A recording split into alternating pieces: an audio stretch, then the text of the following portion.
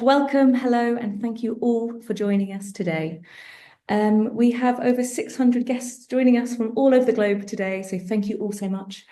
Joining us today for this masterclass talk from the RCA, the Royal College of Art, and the DFG Design for Good Academy. So before introducing you to our wonderful guests, allow me to cover a few housekeeping points today. So you may have noticed that today's webinar is being recorded. We will be able to share a link to the recording after the event.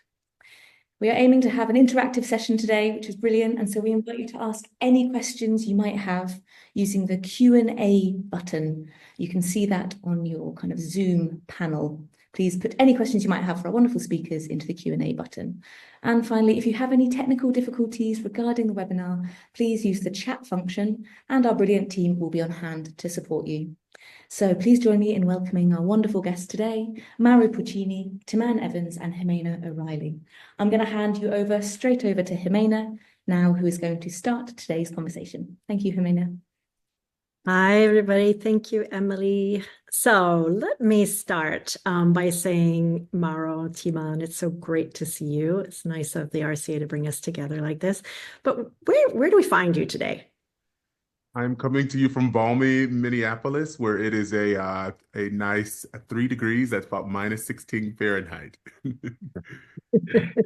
I am in New York City, and it feels like being in Minneapolis because it was snowing last night, so it's like white New York. Excellent. And I'm coming to you from wintry Switzerland, so maybe turn. You can see, unfortunately, not much snow this time of year. Usually we have more snow in the mountains, but very nice that the RCA and Design for Good has brought us together because, in point of fact, the three of us are working for competing companies. So the really nice thing is to come together because we have a lot in common and we all love this topic of education. So what we're going to do today is we're going to be delving into, our personal reflections and experiences in lifelong learning, and really it's to help inspire and to inform some of the skills that we think might be important to the design community, whether you're already working or you're preparing to enter this lovely world of working in design. But let me introduce quickly Mauro Porcini. So you've been leading design at PepsiCo since 2012. And really, I admire how you've been very pioneering in the way that you've been cultivating the culture of design and the impact that design can play within a large organization. And Teman Evans, you've spent time with Mauro at PepsiCo, but you are now at General Mills, where you are really leading, a design transformation globally for the company. And just very quickly for me, so I've been at Nestle since 2013. I'm based in our beautiful headquarters here in Switzerland, and I also lead the way that we approach design globally. But really, I think the reason why everybody is here is to hear from all of us in terms of our personal experiences with lifelong learning. And I thought we could kick it off with you, Mauro. Perhaps you can share some of your insights from your own personal journey, to get to where you are today. Thank you, Ximena. Hi, everybody. It's a pleasure to be here. There is something, we are all, Teman, Ximena, and I are friends. We know each other. We've been meeting many times in different kind of venues. I think there is something that unites us all, and is this passion for what we do. We love design. It's so much more than a job. It's a mission in life. We are designers 24/7.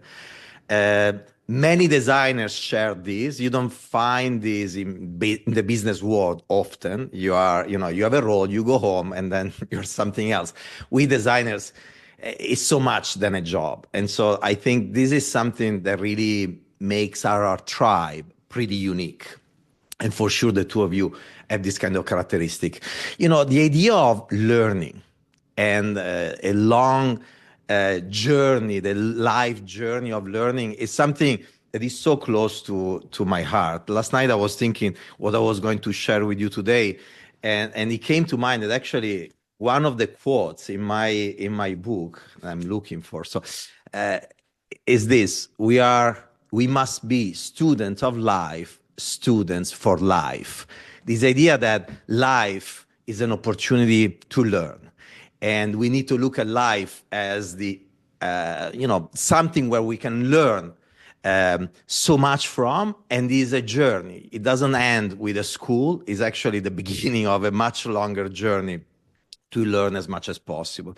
So I've been leading design in corporations for 23 years. And in all these years, I needed to find a way to position design in a way that was relevant for the business. So what I want to share with you today is what I learned in the journey, trying to position design in a way that made sense for the business. This is something that makes sense, that is relevant both to the big corporations, the big business world, but also when you interact with investors for your startup, or in a small enterprise, when you interact with the business world. So at the beginning, I was out of school and I was thinking, well, design is all about creating incredible products, form and function. My background is in industrial design, so I was pitching this idea that design is so much more than aesthetic. We create products that really make sense for people, are meaningful to people. Then I started to elevate a little bit more the positioning of design, broadening up the lenses, and I started to talk about design thinking. So design is really about the way you get to that solution, is understanding people, understanding the business, understanding the world of technology and manufacturing, viability, desirability, feasibility. And so I started to pitch this idea of the journey. Until what really changed the game for me in these years in corporations was when I realized that the business world didn't care at all about design, and the fact that design can create beautiful products, meaningful experiences, or that designers have this kind of way of thinking.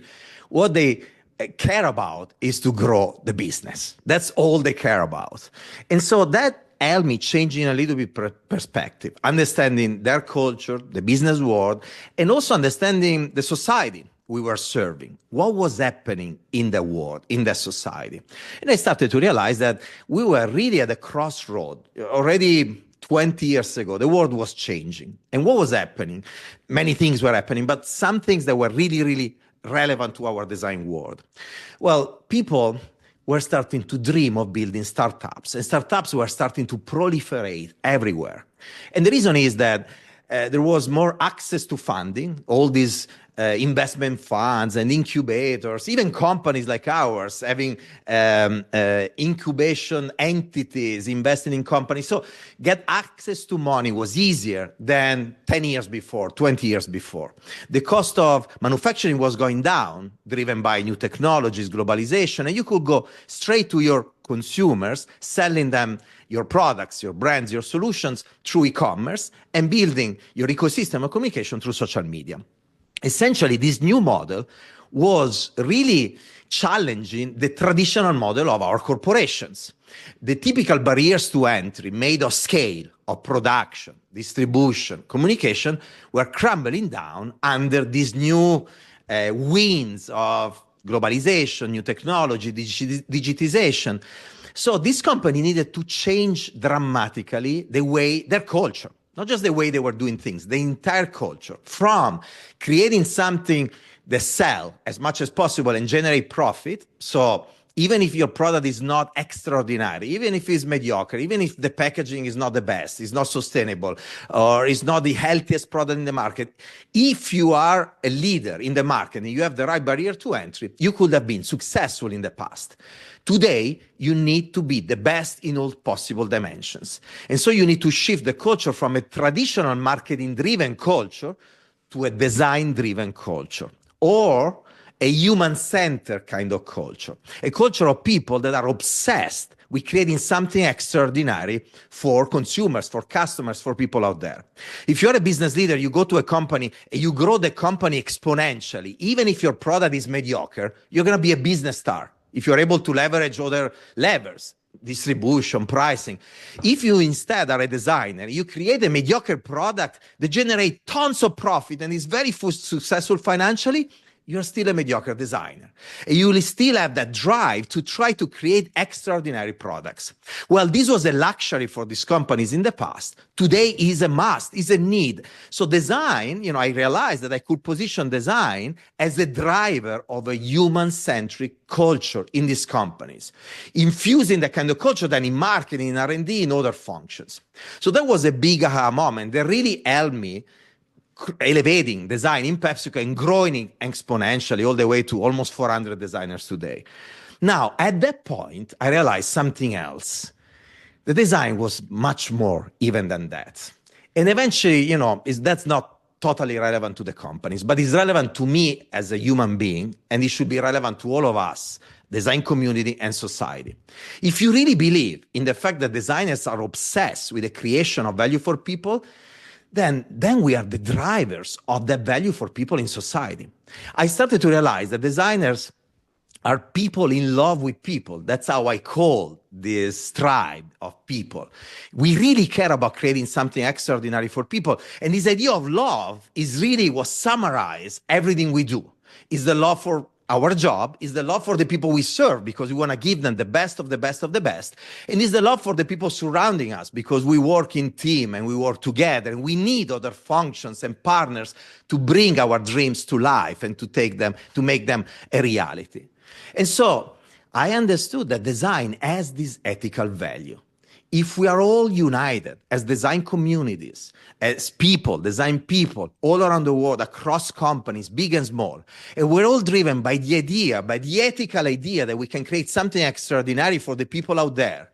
And right now, because this society that is changing, because of these new business models that are disrupting the old way of doing business of these corporations, human centricity, the creation of human value is finally aligning with the creation of financial value. Because of this, we really have an amazing opportunity as designers to create value for our company, but to leverage those companies to create value for society. And we need to be driven by that kind of approach. Now, to do that, and I close, is not just about the processes, the tools, the way of thinking. We call it design thinking as an example that we bring to these companies. Is all about the people. Is all about our way of thinking, of feeling. I call, as I said, I said earlier, these people in love with people, or unicorns. They have a long list of characteristics. And I don't have time to talk about all of them, but few that are really relevant. First, they dream. They're able to think big, but they're also able to make things happen. So this balance between dreaming, never stop anybody, never let anybody stopping you from dreaming, but then also make things happen, make shit happen. You need to move and move fast. So that's super important. And then curiosity that really push you to learn, to talk with people, read books, travel, embrace diversity, people that think differently from you, because there is the precious gift of knowledge of things that you don't know because you just have a different perspective. And then optimism. If you change, if you innovate, you will find so many roadblocks. Therefore, you need that optimism inside to see the glass always half full, to keep pushing. And finally, kindness, the ability to bring others with you, based on trust, on connection, on empathy. This is not a one-man or one-woman show anymore. You need to work together with other people within the design community, outside the design community, and kindness has been an amazing driver of success for our design team in the organization, but mostly combined with all the other characteristics, an amazing driver to reach my personal inner happiness, because at the end of the day, that's the most important thing that we have in life. Social media, the world is telling us that today what is important is success, material success, fame. The truth, that's a lie. The truth is that the only thing that counts is our happiness. It starts with personal happiness, the happiness driven by the love of our close circle of friends and family, and then the happiness of our community, and finally, society. And as designers, I think we have an amazing opportunity to drive it. So I'm going to stop here, and I'm going to pass it to Teman. I am more than happy to take the baton, Mauro. That's a fantastic start. I couldn't agree more. And Ximena is absolutely right. Ours, as design leaders, ours is a very small club. So we are all friends. We all know each other very well. And so you'll find that there are common threads through, I think, each of our talks. I'll start by saying that for me, learning is about growth. And what's very true about growth is that it requires discomfort. So if you're not constantly pushing yourself to try new things, you can't expect to see progress. And so when you look at things like my career journey, my CV, if you were to go and click on it on LinkedIn, you'd see that it has meandered. I started my life as an architect working around the world. I then moved into the space of being an entrepreneur where I built my own brand. I then moved from that to the space of being a consultant, and I consulted in spaces from television to hospitality, even fintech. And then moved from there to being an ad guy. I was the VP of a big global ad agency. And then all of that, culminated in me being a design leader. I've been chief design officer here at General Mills for a little over 6 years now. And I've also worn the hat, continue to wear the hat of being a teacher. For 13 years, I've been a professor of brand strategy and innovation at Harvard's Graduate School of Design. So I'm literally at school every week learning from my students. And each of those phases of my career have made me uncomfortable in different ways. They've pushed me to learn more. And I would say what made that discomfort easier, what made it almost enjoyable, was curiosity. Mauro just spoke to that. I am insatiably curious. I like to say curiosity is my superpower. It's what I lead with when I go into any room. And it's why my career hasn't been this sort of straight line from A to B. It's been more of this weaving journey. It's funny, I'll tell a story really quickly. Every year, Jeff Harmoning, who is our CEO, and I meet with our interns at the end of their time with us. We've been doing it for a few years now, and the questions vary from year to year, but the one question we're both sure they will always ask is about how Jeff became CEO. And they have this belief that he crossed the threshold on day one with this diabolical plot of every role he was going to take as this sort of ladder directly into the C-suite. And I love to hear him tell this story because he tells our interns that the reason that he's in this chair now is because he took on roles and projects throughout his career that nobody wanted. He was curious, and that meant that his career meandered to many different places throughout the company, but it gave him a point of view that makes him so perfect for the leadership role that he plays within our organization today. He likes to say, I had a learning mindset, so I learned a little bit of everything about the business. And that learning mindset has been really important to me. It's one of our leadership principles at General Mills. When I was at PepsiCo with Mauro, we called it being a lifelong learner. If you remember, we even built that library kiosk at Purchase that allowed folks to sort of build that community of learning. But as I moved to General Mills to lead design, I brought that principle with me because it was that important. I think all three of us would agree. Leadership is something that is earned. It's not given. Your title doesn't automatically make you a leader. It's something that you do have to earn. And for me, leadership was about giving my design team permission to be curious. It was about inspiring a culture of curiosity. So I literally have a line item in my annual budget for learning. Anyone on the team, they can go out and learn anything. I pay for it within reason, of course. And the only rule we have is that you have to come back and teach what you've learned to the rest of us on the team. And my team has taken advantage of that in so many ways. They've studied everything from meditation to public speaking. Erica and Sharon on my team just finished the Cannes Lions Creative MBA program. They taught us all about that. And it makes all of us better. It makes us ask better questions in the room. The projects are sharper. The nuance is that much better. But I think also as important, we need to remember that we imagine skill sets as this fixed thing, but skills have a shelf life. And if you're not constantly learning, if you're not always taking on those new chances to pick up more and more, if you're not constantly learning, you're always falling behind. So that's important to remember. And I think I'll leave you with this challenge. I really want you to go and learn. I want you to be curious. And I don't care if that is a book or a class or a podcast or an article or even taking on a new role. I want you to strive to make curiosity your superpower. And I will say that when you have learned, I'll give you the additional challenge of making sure you share that learning with others, because by doing so, you make yourself also a teacher, but it lifts all boats. So I will pause there and I will pass the baton over to Ximena. I'll take it. So listen, I'm going to build on what you've both said, because I think the one aspect that maybe I can touch on, which I'm sure the two of you have done too, is the pivot, right? Because my path, similar to yours, Teman, was a little meandering, and part of that was intentional, but part of it was like really in my 20s, I didn't have a clue. I had the good fortune to live in many parts of the world as I was growing up.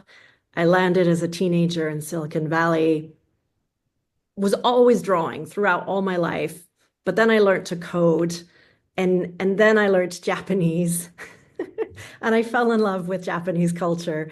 And so I went to an amazing liberal arts school for my undergraduate, and I studied Japanese literature and Japanese language, spent time in Japan, and then kind of got lost. What am I doing? I'm not Japanese. What am I going to do with my life? And I ended up in publishing as my first job. And I did that for a little while. And a friend of mine kept saying, Ximena, I know you can do all of that writing and editing stuff, but you seem to get the most joy and happiness out of designing the covers or doing the layouts. Why don't you work in design? And I actually didn't know much about this whole world of design. And so I started working in a graphic design agency, and really from the bottom up. I mean, put aside, I think my parents were horrified at the time. I put aside all of that learning to say, look, I'm gonna learn, from a very junior level, like what it takes to create design work. And it was great, but I still had this tug of, what am I doing with my life? Actually, should I be an academic? And I went back to grad school, and I had the good fortune of being at Berkeley, which, allowed me to take a very multidisciplinary approach to my studies. And that's why I learned about ethnography. Mauro, you talk about like loving people, right? I hadn't realized that I always loved observing people and getting to know people and culture. And then there was this thing that actually, existed to help through a little bit of the science of it, right? To understand people. And then, I did a lot more in anthropology. And around that time, because I was a starving student, I was still paying for my studies by doing design work. And it was a branding agency that called me up. I was still in graduate school, and they said, can you help us out for a few months? Turned out to extend for a lot longer. But that's when I discovered branding. I didn't understand what branding was. I didn't understand what design was by that point, but I didn't really understand branding. And it was for a Latin American company. And so it kind of melded with my understanding of Latin America. And that's when all of a sudden it gelled. All of a sudden I realized like this love of people, this like ability to draw and visualize ideas, plus the conceptual thinking and the learning that I got from my liberal arts background, it all sort of came together. And then it was about learning the business language. And Mauro, you're absolutely right. That takes a while, right? And when I was on the agency side, I got a little glimpse of it. But then I went to the corporate side, and that's when you get exposed to this wonderful chaos and discipline, right, at the same time, because it's so multidisciplinary in these big companies. And there are some parts of the organization that they run like clockwork. And and there are other parts that are a little more freeform, and design is one of the few areas that spans across timeline-wise, lots of different people's participation in a job. So again, you have to kind of learn. And I guess that's what I mean by lifelong learning can be very formal, right? And I'm really grateful of the formal education that I received. But during that process, of figuring out what I wanted to become when I grew up, maybe I'm still want to become something else, but I was, I was latching on to every opportunity I could, no matter if it meant that I had to take a few steps back in order to get forward, because it felt to me like I had to learn that in order to be able to participate better. And even in my role today, over the last few years, the pace of change is constant, right? And what we need to know and be aware of as designers for the future, I think none of us really know, right? We just have to keep up and keep our eyes open and keep, as you say, being curious, soaking up everything that's out there, but also diving in, rolling up the sleeves, not worrying too much about, this is something new. I mean, last year I was involved in a lot of data topics. What do I know about data?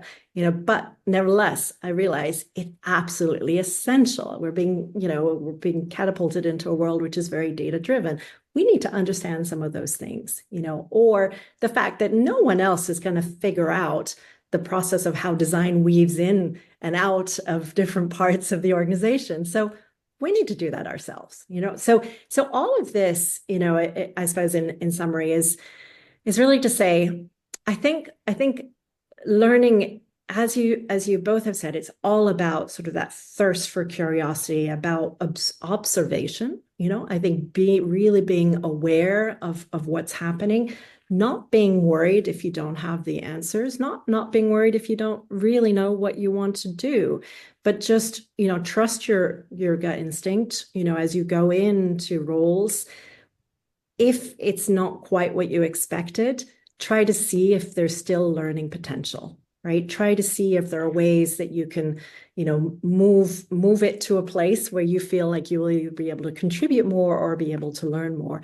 And if not, don't be worried to pivot, right? Pivot laterally, to another department, organization, etc., school, or within. The beauty of large corporations is actually there are lots of opportunities, within. It doesn't have to be always, within the one team that one joins.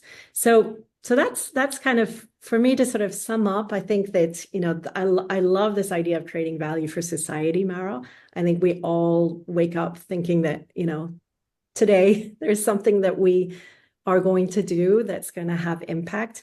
It's also one of the reasons why I'm a huge believer in design for good, because design for good is a way that our three companies, and many others can come together and offer a learning opportunity, to the participants, which may be people working in our company, to work with development organizations, which otherwise they wouldn't be able to do, and to be able to have access to, academy sessions such as this from the RCA. What an amazing opportunity. So with that, I'm curious if you two have any feedback, or if we want to see if Emily has any questions for us. I am ready to hear those questions. I'm seeing some questions in the Q&A. That's great news, because we've got the questions flooding in. Just a reminder to everyone, if you do have any questions you'd like to ask our wonderful panelists, Ximena, Teman, or Mauro, please put them in the Q&A section now. I actually wondered if I could start with my own question, which perhaps isn't the best way to do this. But it was thinking about kind of all the different things you've been talking about.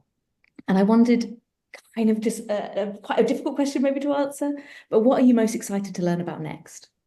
And this is for all of you. Perhaps this is thinking kind of, okay, I've read an article about that, or I started there. What's next? Teman, maybe if we could go to you first. Looks like you're about to. But it's a great question. There's so many things that I'm pursuing, I think, at the same time. It's so funny. I do this with my own boss, our CMO. If there's something I want to go learn, I go and I'm like, I know you might not necessarily have a learning budget, but I want to go learn this thing.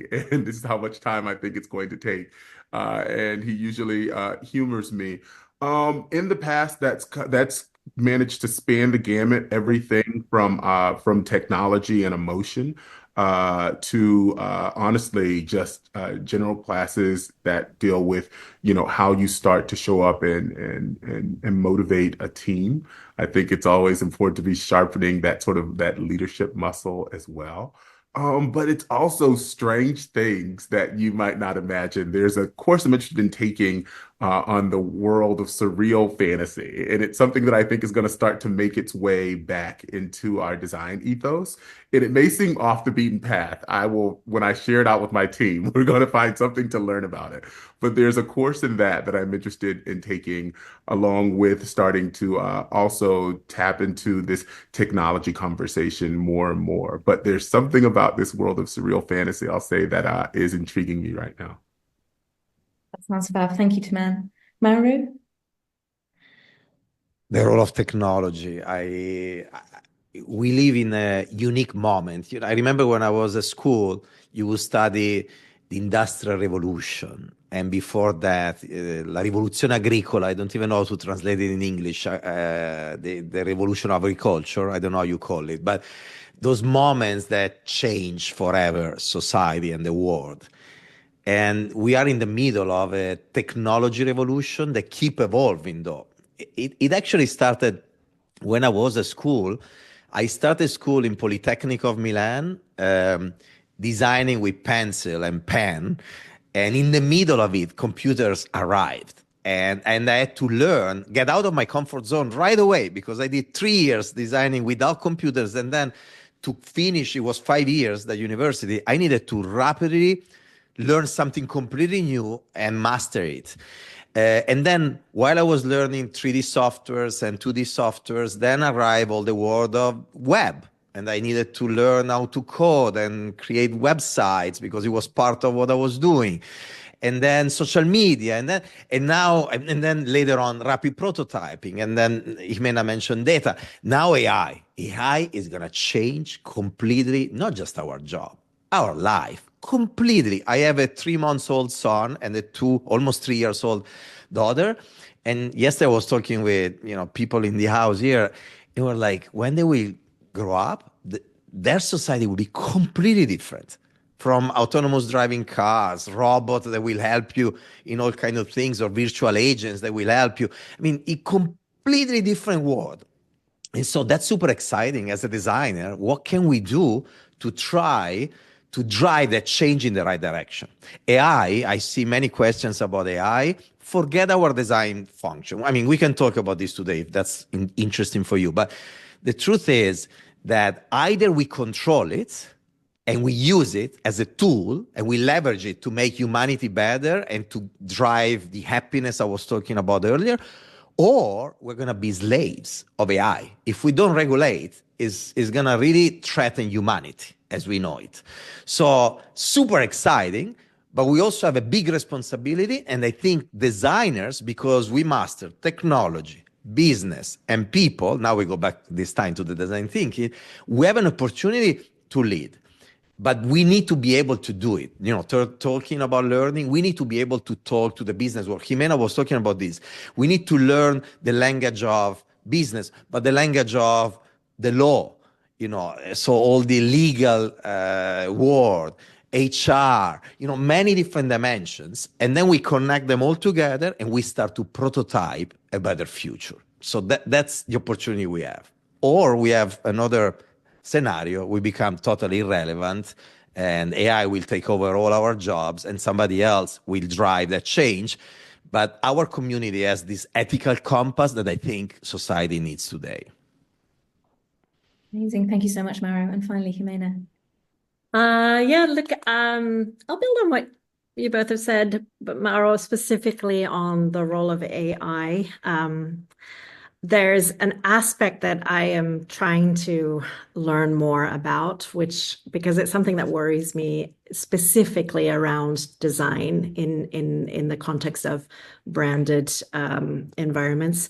And that is that I think that, over the years, I've seen that we sort of lost in many parts, maybe not in your worlds, but the art of creating guidance and guidelines for brands right? I mean, when I started, there were huge tomes on it, and then it became sort of thinner and lighter, and there was just not much discipline. And we've tried to bring that back, but what keeps me up a little bit at night is I actually think that the way that we develop design, we need to be thinking earlier in terms of how do we codify, how do we imagine the possibilities of how we want design to come to life across, things that we can't even imagine experience-wise in today, and how do we codify that so that we can, so whether downstream there are, applications that leverage AI, again, hopefully in the hands of designers always, but nevertheless, there is some, guidance that is applied, some governance, that Oh, it looks like we've lost Ximena just for a moment. We're talking about technology I was sometimes. going to say. watching very carefully. Oh, geez. That was a cliffhanger. I was Back hanging. accelerated. We lost you for a second. Oh, no. Okay. Ximena. The last Anyway, part of you. So anyway, so that's what's, one of the things I hope you caught a little bit about, my obsession really with like how, why are we even doing guidelines if you don't need guidelines in the future, or what do we need instead? How do we codify that? And then the other thing is quite personal that I'm trying to learn. And that's this whole topic of healthy longevity, I mean, I think that we are all living longer, hopefully, right? And I think that there's a mindset shift, right? About how do we continue to learn, but also to think about, the second half of one's life, right? And I think that's an exciting territory that people are waking up to the fact that it's okay to talk about, right? And so that's a sort of another little passion area of mine. Amazing. Thank you so much, all of you, for that question. I think we've got a really lovely follow-on question that's about play. And so I wonder if you had any thoughts. We've had such an energetic set of conversations already today. I wonder if you could tell us a little bit more about what you think the importance of play and practice is in your educational journey. So not just learning through courses or training, but also getting out there and doing it. So, Teman, I saw you nodding to that one. Should we go over to you? No, it's very. I'm happy that we were bringing that dimension to the conversation. I think the point of view I'll add to that is, for me, as I've moved throughout my career, what's been very important also as a sort of side hobby. Usually on the weekends, everyone thinks I'm sort of at home recovering from the week, but you will probably find me tucked into a corner of my favorite coffee shop here in Minneapolis. It's called Backstory. And I do that to people watch because, as Ximena spoke to, I'm sort of obsessed with that kind of anthropological look at how people move through life. But I'm writing. I am doing creative writing. And the reason that I do that, it's my form of play, is because it forces you to imagine how what you're saying is being perceived by the reader. And so it's almost an exercise in empathy. It's not about what I say, it's about how it's received by someone else. So it's basically these exercises and making sure that what I'm saying is actually being translated by another audience. And I find the more that I do it, when I am sitting in those rooms and having to be that bridge between, let's say, two different parts of the business that don't speak the same language, it allows me to be a better translator and a better communicator. So that's my outlet for play, and it's made its way throughout my career, is that creative writing piece. And so I'm writing short stories on the weekend to help me do that.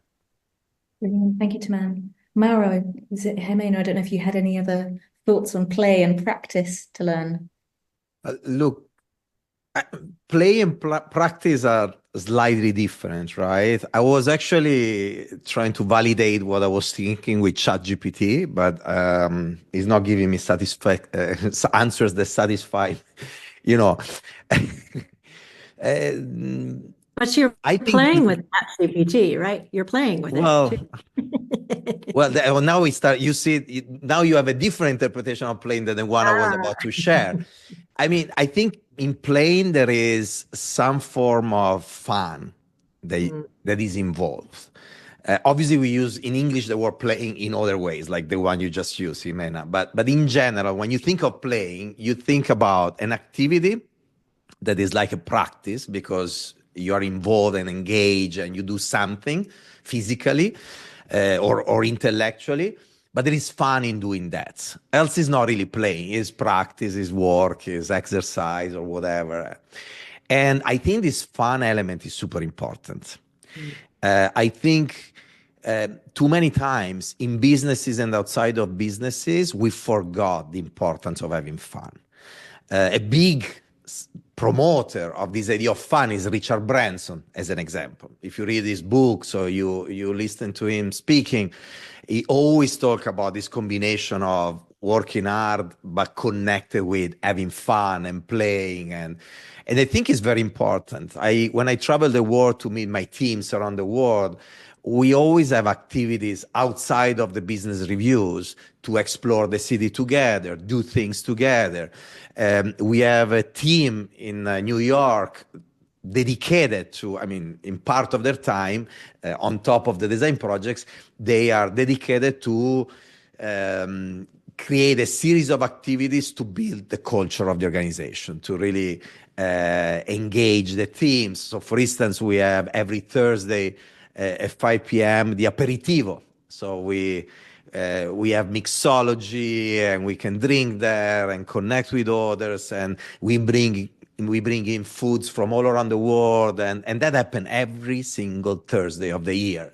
That's one example, but we do so many. When we do the design summit for 1 week, we bring in people, and obviously there are many activities that are business related. We share best practices, and we have inspirational speakers, but there is always at least 2 moments, so 2 alpha days, where we do fun activities. They could go from touring New York and with a photographer to take interesting pictures, to do silk screening, ceramic, all kinds of things that are creative but fun.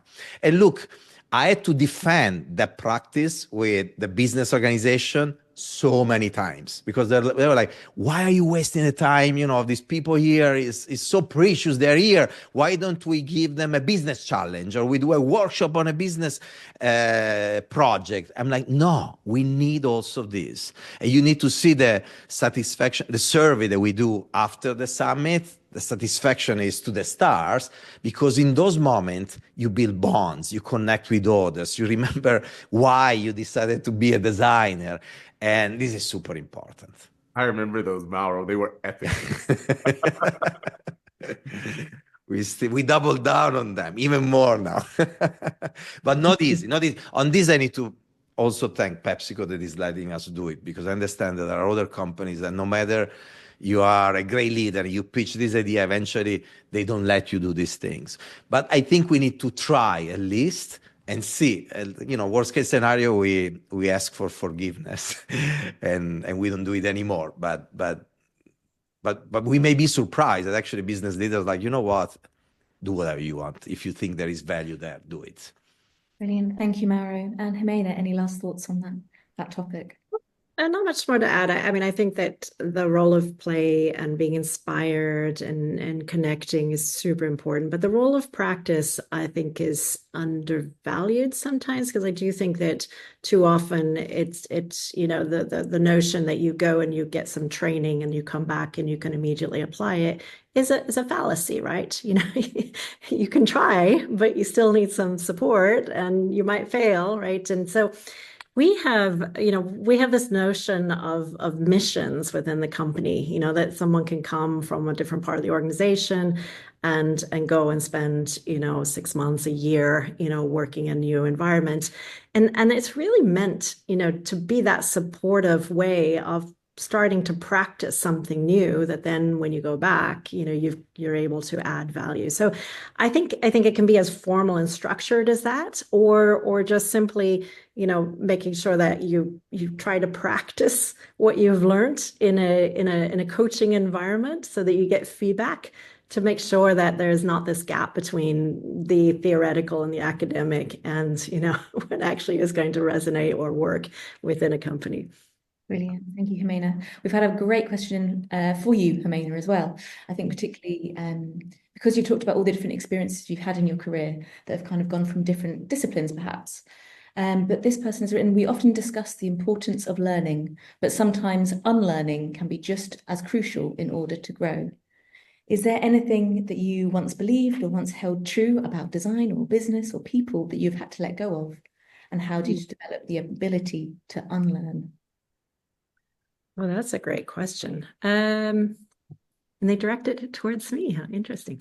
Listen, I think the hardest, this is very personal, the hardest thing I had to unlearn was that the academic grounding that I had was not acceptable to do this curveball into something that I had not formally been educated in, and that took a little while to feel like I don't need to justify, because back to that question about practice, I had a good 10 years of like roll up my sleeve working in design, before I felt like I had the confidence to say, yeah, but I have this bachelor's and master's in this, and so trust me, that even though I have that, I can add value in design. So I think that it's some of the internal bias of, what you think because of what you have or have not studied is going to be either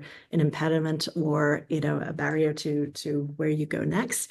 I think that took me a while, to unlearn.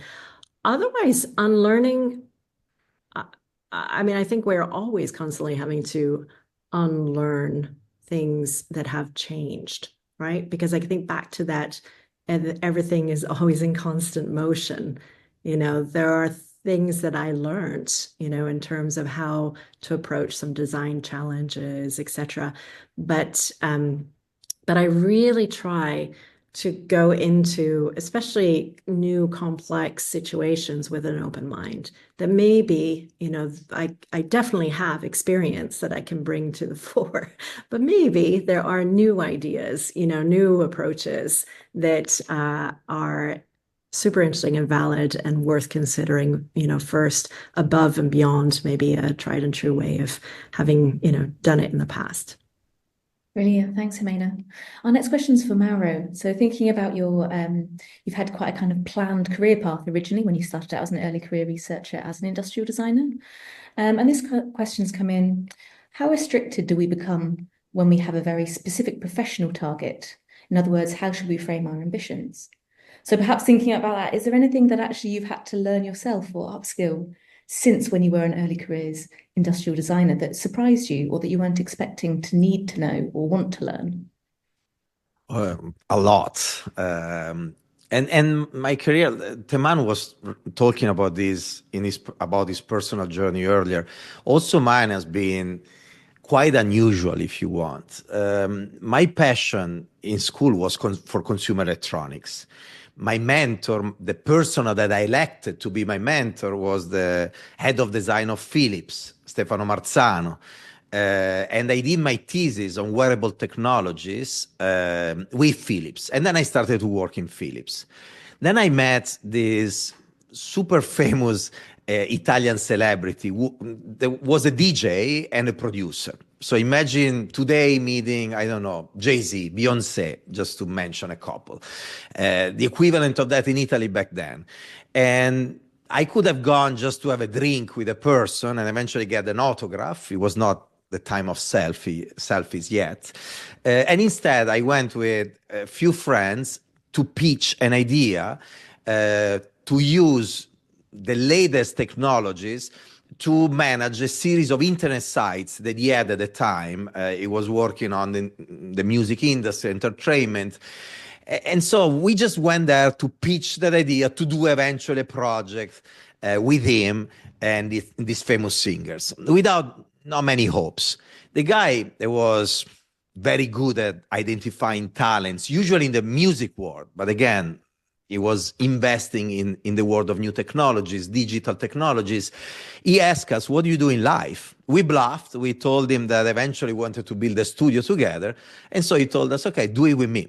So I left Philips and we built this company together. Now, the problem was that the company was all on digital technologies that meant websites, digital content for music, CDs. Back then there were CDs and DVDs, and we had no clue of how to do coding, create websites, because all my background was in industrial design, 3D softwares. Eventually, I will manage the graphic design softwares, but for sure not digital design software. So that was the first moment where I had to reinvent myself, learn as fast as possible, how to code, how to build websites, but also leveraging our understanding of the industrial design world. So we're using 3D softwares in totally unusual ways to build internet sites that nobody was doing it. So you started to cross-contaminate your background with the new one that you learn, doing things that don't exist. And I have goosebumps saying this because I learned at that point that it was magic, when you start to mix things. And then it was too early. There was no way to make money in that industry back then. We didn't have an investment fund behind. So after less than 3 years, we closed the agency, and I bumped literally into 3M. There I had to reinvent myself again. I was 27, and all of a sudden I was leading design in Europe in the consumer business for this company. And they didn't have any real design organization there. So I was 27, and somehow I was the design leader, the only real design leader of the company. So I had to understand how to do this job, the chief design officer. So I had to learn the world of marketing, of business. And then that's a technology-driven company. So all the world of technology. I had industrial design. That was my background. So I brought that to the table, but I started to mix it with marketing, with R&D, technology. At a certain point, I realized that if I was just designing beautiful and functional products, design was going to die very fast in that company. I needed to learn the world of packaging, the world of service, communication, experience. I needed to learn what was a chief design officer in a company, because there were very few back then. We talk about 23 years ago. So I needed to invent the role, and nobody was asking me to do it. I proactively understood that I needed to play the kind of role. So I needed to deliver on what they were expecting, design functional and beautiful products. But then I needed to start to pitch a completely different role. And by doing that, I also needed to learn how to do that role. So And then that's the story of my life. And I mentioned something, even earlier, but it's been like this. And God knows what I will need to learn in the next year and the next decades to come. I love that, Mauro. Reminds me of that famous Les Brown quote that says, in order to do something that you've never done, you have to become someone who you've never been. So love that. This is a great question we've had come in then for you, Teman, that follows on very neatly from that. And this person writes, we keep talking and hearing about changing career paths. How did you persuade your next employer that you were capable of doing the job, even if you had a different background? Which is a great question. I think these meandering, squiggly paths, they're brilliant. I love that question. I think, well, first of all, this is why the learning piece is so important, because the landscape of roles is always changing. So it's why I said earlier that the moment you assume you have a skill and you can put it on the shelf, all of those skills have a shelf life. So you have to be constantly acquiring new ones. But when I remember the sort of gauntlet I had to run through to receive this role, to be offered this role, I had to start to frame up all of that I've been exposed to and how I could put it to service for the organization. So I went all the way back to being an architect. What I love about my time there, I don't consider that as sort of discursive or off of the beaten path. That gave me this skill set of being able to appreciate the 1,000-foot view, but being able to seamlessly zoom into the detail. So people hate when I show up to certain meetings and I start nitpicking on things that they haven't necessarily thought about, because I can drill in very quickly, then I can zoom out. And it is because of the practice of being an architect that I'm able to do that, because it's inherent. It's an inherent skill set. It's basically what the education is sort of preparing you to do. Then I moved into the role of being an entrepreneur, and I had to talk about how building a brand myself meant that I had an appreciation. First of all, I was going to be a steward for it because I know how hard it is.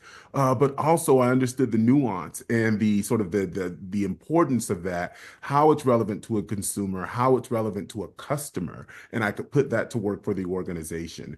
Moving from there to that consultant piece, having touched so many different industries from media to hospitality to fintech, those were areas we were thinking about, how that might be the future of our organization, how that might be the future of experience. I knew enough to be dangerous and could bring that and put it to service for the organization. And then on the ad side of things, that one's sort of a one-to-one. It's a no-brainer there. But understanding what it is to be on the agency side, but then also moving over my time at PepsiCo to the client side, where there's 100+ brands. It's a highly matrixed organization. You have to pull those brands apart, but they have to show up in everyone's lives in meaningful ways, not just the product and the packaging, but the experience.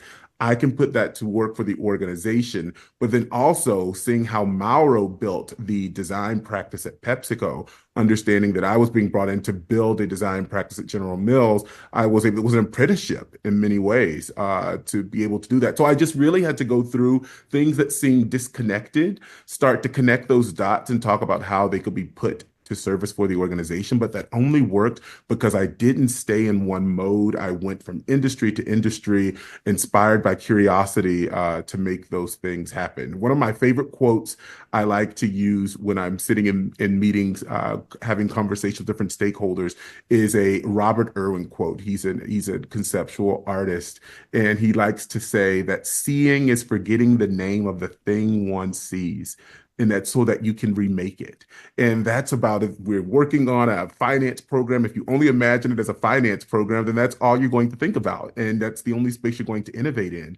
So going back to even this question of forgetting, I think starting to strategically unname and unsee things so that you can see them with new eyes. That's really how I describe what I do every day. Brilliant. Thank you so much, Teman. Unfortunately, we've only got time for one more question. We've had some brilliant questions in, so thank you for that. My apologies, we haven't had a chance to go to everyone today. But we're going to end on this question today, and I'll come to Ximena first. As an art and design educator of young students, I often struggle to imagine the world they will be working in. What piece of advice would you give educators like me to make sure they teach the right skills that can prepare students to grow in design-related positions in the future? Really good question. And I have two children that one is still in education, one just came out and is a practicing designer. He also went to design school, and so this question has been at the forefront of my mind as they've been kind of going through their career, their learning journey through education. I think the most important thing is to learn critical thinking, right? To be able to really understand the challenges, to be able to articulate clearly, what some of the potential pathways to the solutions could be, and then to find ways to bring that to life before getting to the solution itself. Because I think getting to the solution itself, there are going to be all kinds of ways that's going to be simpler, whether or not it's truly simple or great as a result. But I think that the really delving into the why, and questioning and learning, I mean, culture, history, all of that stuff, which I think today sort of gets absorbed in small doses, is, I think, going to become more and more critical to have that foundation, and then to really teach young people to question, to raise, objections when things don't seem right, to trust their guts, which is not easy, especially, if you aren't quite sure, but also to have a very strong value base, so as an educator, to establish those values. Mauro, you have some amazing values that you talk about in your book, and I think that these, kindness, is so, generosity, like some of these are so critical, to how you can, be successful in the future, but also how can you build confidence, so that these young people, as they, go into the workforce, they are able to think, they are able to question, and they have the confidence to speak up and contribute. Brilliant. Thank you so much, Ximena. Unfortunately, that's all we've got time for today. I would love to carry on this conversation for the next couple of hours, but I just wanted to take this moment to say thank you to everyone who's joined us for today's talk. Ximena, Teman, Mauro, thank you so much for sharing your insights and your experience and your personal journeys. Thanks to the RCA and the DFG Academy, Design for Good Academy, for hosting these series of free masterclass talks. Just a little bit of info about a next free webinar talk the RCA, the Royal College of Art, is hosting, is an in-session talk on the 26th of February 2025 from 5 p.m. GMT. And this is with the RCA's Service Design course leader and guest speaker, Dr. Nicholas Reblido and Eva Guerra. They will be also joined by industry expert Peter Neufeld to discuss leading service design for impact. And a link to register interest for that will be shared by email after this masterclass. We will also be sharing a link to the recording of this session. Anyone would like to go back and have a look at it, hear any more stories, or kind of touch base on a few things that Mauro, Teman, or Ximena mentioned today, we'll be sharing that with everyone who registered for the event afterwards. Finally, thank you so much for your time. Have a lovely rest of your day, and goodbye. Everyone.